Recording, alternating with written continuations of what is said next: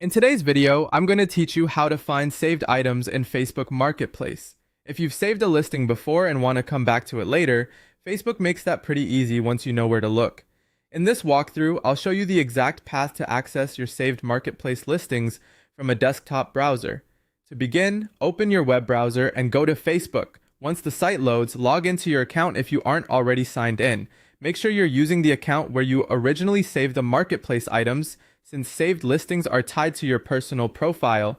After you're logged in, look over to the left-hand menu on the Facebook homepage and click Marketplace. This will take you into the Facebook Marketplace section where you can browse listings, search for products, and manage your buying activity. If you don't immediately see Marketplace, you may need to scroll a little within the menu to find it. Once you're inside Marketplace, move your attention to the upper right corner of the page and click your profile icon.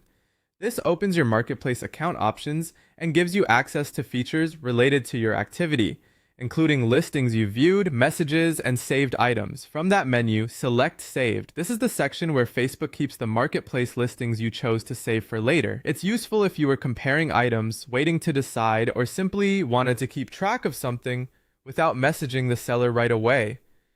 After you click Saved, you'll be able to browse through your saved Marketplace items. Take a moment to scroll through the list and look for the item you want.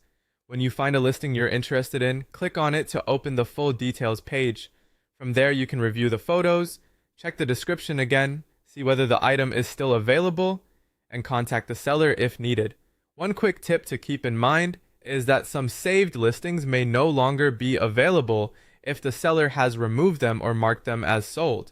So if something doesn't open the way you expect, it may simply mean the listing is no longer active. And that's all there is to it. By going to Facebook, opening Marketplace from the left-hand menu, clicking your profile icon, and choosing Saved, you can quickly find any Marketplace listings you've stored for later. Thanks for watching, and I'll see you in the next video.